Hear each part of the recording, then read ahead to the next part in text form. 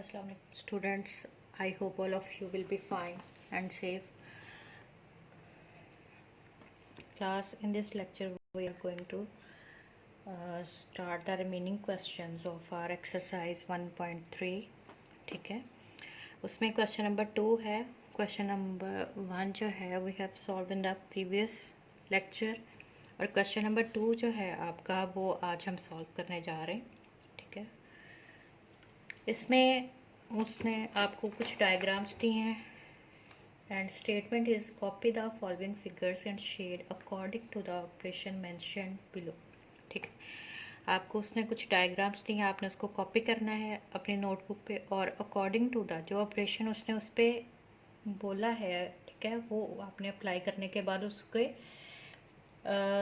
जो shaded region से उसको शो करना है कि कौन सा जो है वो शेड होगा रीजन.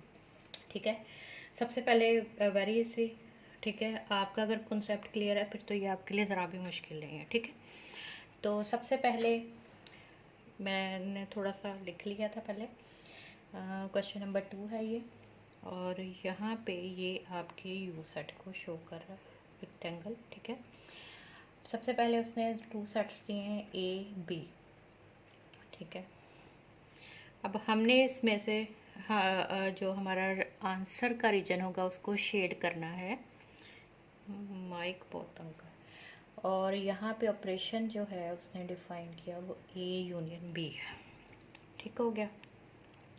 अब ए यूनियन बी को हमने शेड करना है. अब सबसे पहले तो इस क्वेश्चन को देख के आपको ये जज करना है कि ये both sets are the overlapping. ठीक है, the relation between these 2 sets A and B is overlapping. ठीक है, ओवरलैपिंग है, इट मीन्स कि उनके दरम्यान में कुछ कॉमन एलिमेंट्स भी होंगे. और यूनियन के केस में आपने देखा है कि तमाम के तमाम जो एलिमेंट्स होते हैं जो ए में भी होते हैं बी में भी होते हैं वो सारे आपके रिजल्टेंट आंसर में होते हैं. ठीक है, तो अब जो आपका रिजल्टेंट सेट होता है उसमें ए के एलिमेंट्स भी होते हैं बी के भी होते हैं. ठीक है, और हमने एरिया शेड करना होता है जो कि आपके आंसर जो आपका रिजल्टेंट सेट बनता है उसमें जितने एलिमेंट्स इंक्लूड होते हैं और वो जहाँ पे कंटेन कर रहे होते हैं उस सारे रीजन को हमने क्या करना होता है, शेड करना होता है. ठीक है, अच्छा ये तो उसने ज़रा जर्नल भी आप सेट्स आर वेरी इजी. ठीक है, यहाँ पे जो बात हो रही है आप काफ़ी पढ़ चुके हैं. जो वेन डायग्राम है, to draw the Venn diagram between 2 sets. ठीक है, 2 सेट्स को यूज़ करते हुए कैसे हमने वेन डायग्राम को ड्रॉ करना है. लेकिन फिर भी सम टाइम हम कंफ्यूज हो जाते हैं, आपको पता नहीं चलता, तो आप इस तरह से भी कर सकते हैं कि ए बी यहाँ से मुझे शो हो रहा है कि ओवरलैपिंग सेट है. अगर आपको नहीं पता चल रहा है कि शेडेड रीजन कौन सा होगा तो आप ए खुद से सपोज कर लें कोई भी सेट. लेट्स सपोज ए जो है वो मेरा सेट है 1 2 3 और बी सेट को ओवरलैपिंग करना है ना.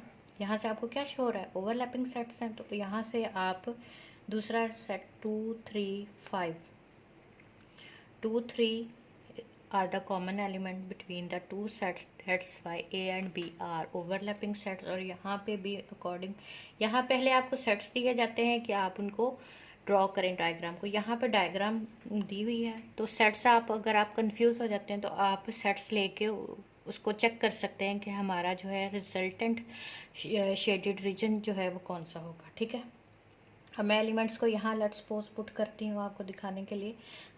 तो 1 यहाँ होगा, 2 3 दोनों के कॉमन एलिमेंट्स हैं और 5 जो है यहाँ पे होगा. ठीक हो गया. तो अब हमारा जो रिजल्टेंट ऑपरेशन इन दोनों पे अप्लाई कौन सा होना है, यूनियन का 1 2 3 और यूनियन 2 3 5. तो ए यूनियन बी का हमारा आंसर क्या हो जाएगा, 1 2 3 5. यानी देखें ऑल एलिमेंट्स जो हैं वो कंबाइन हो गए हैं सिंगल सेट में. तो यूनियन का ऑपरेशन है to combine all the elements in a single set. ठीक है, तो अब हम इसको शेड करेंगे जहाँ जहाँ पे हमारे एलिमेंट्स हैं. तो एलिमेंट्स हमारे कहाँ कहाँ पे हैं, ए में भी हैं बी में भी हैं और हमारे कंसर्न्ड एलिमेंट जो है उनके ओवरलैपिंग रीजन में भी हैं. तो इट मीन्स कि यहाँ पे ये पूरा का पूरा अब आपको एलिमेंट्स को शो करने की इतनी ज़रूरत नहीं, क्योंकि उसने एलिमेंट्स आपको कोई गिवन जो है क्वेश्चन में नहीं दिए हुए। तो आप इसको ऐसे शेड कर दें। चाहें तो आप लेड पेंसिल यूज़ करके एलिमेंट्स लिखें और बाद में उसको अपनी शेडिंग से हाइड कर दें।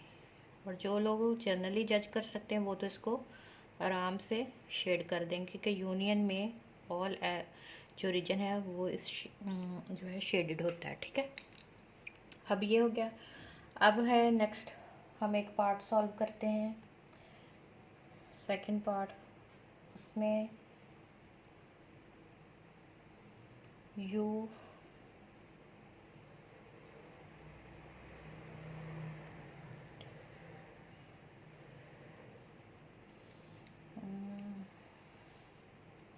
एक्चुअली यूनियन का ऑपरेशन हमेशा ही इजी होता है, आप उसे इजीली जज कर सकते हैं, क्योंकि कंबाइन करना होता है ऑल एलिमेंट्स को। बता इंटरसेक्शन में थोड़ी कन्फ्यूजन हो जाती है, या माइंड डिफरेंसेस के ऑपरेशन में थोड़ी हो जाती है कन्फ्यूजन। ठीक है, अब ये आपका ए सेट है, ये आपका बी सेट है। ठीक है, अब ऑपरेशन जो है इन पे ए इंटरसेक्शन बी का है। बच्चे जर्नल अगर आप देखें तो इंटरसेक्शन के केस में अगर ए सेट बड़ा होगा बी सेट छोटा होगा तो आपको रिजल्ट में ए सेट मिलेगा। जो छोटा सेट आपका होगा, ठीक है, वो आपको ए इंटरसेक्शन। अब ये तब होता है जब एक सेट दूसरे सेट का सबसेट होता है। अब यहाँ पे अगर आपको, यहाँ पे मेरा ख्याल है कि बच्चों को कन्फ्यूजन हो सकती है। ठीक है, यूनियन में तो आसान था।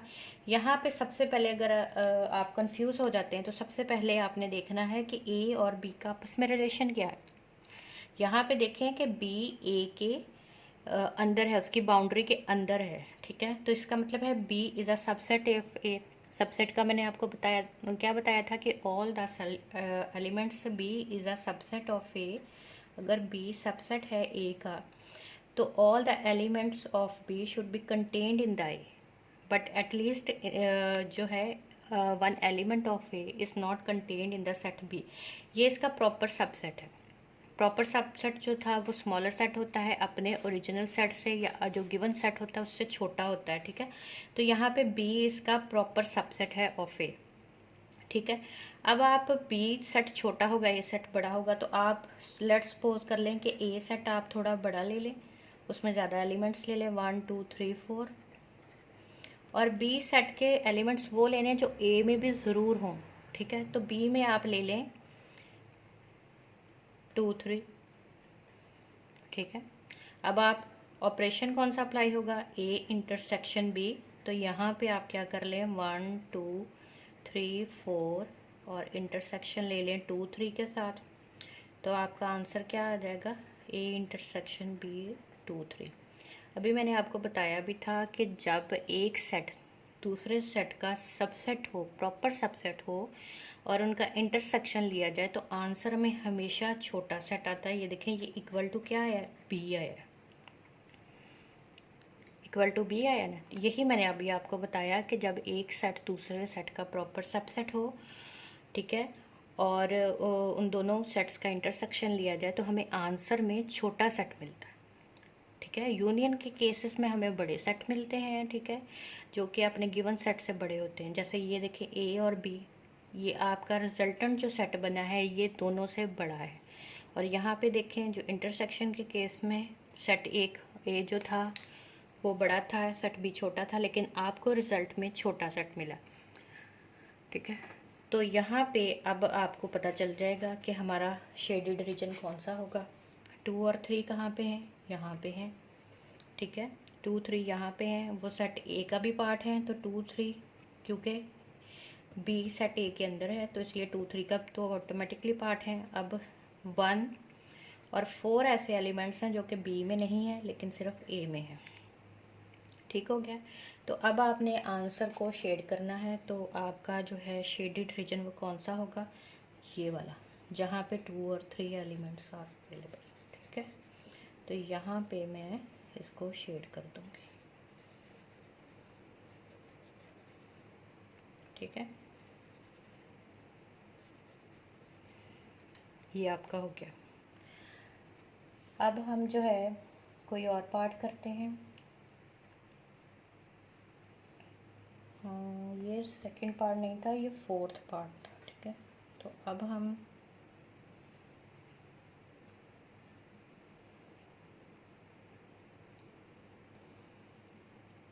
लास्ट पार्ट करते हैं 6, बाकी remaining parts will be your assignment, you will solve it on your registers, ठीक है।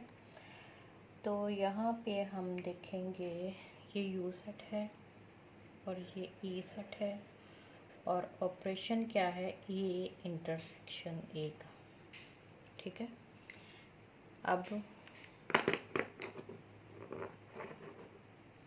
ए इंटरसेक्शन ए का ऑपरेशन है, तो यहाँ पे हम क्या करेंगे कि ए इंटरसेक्शन ए है, तो आप ए सेट को कोई भी सपोज कर लें 1 2, ठीक है।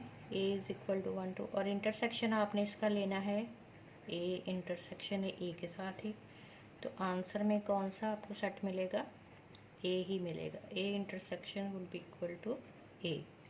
तो यहाँ पे आपका कॉमन एलिमेंट्स, ठीक है, इंटरसेक्शन के केस में क्या होता है कि कॉमन एलिमेंट्स जो दोनों सेट्स में होते हैं वो हम लिखते हैं, तो ये इक्वल टू क्या आ गया, ए। इट मीन्स कि आपका जो शेडेड रीजन होगा वो कौन सा होगा, जहाँ पे आपको 1 और 2 अवेलेबल हैं। तो 1 2 कहाँ पे है, 1 2 सेट ए के अंदर है, ठीक है। तो ये आपका शेडेड रीजन होगा ये वाला,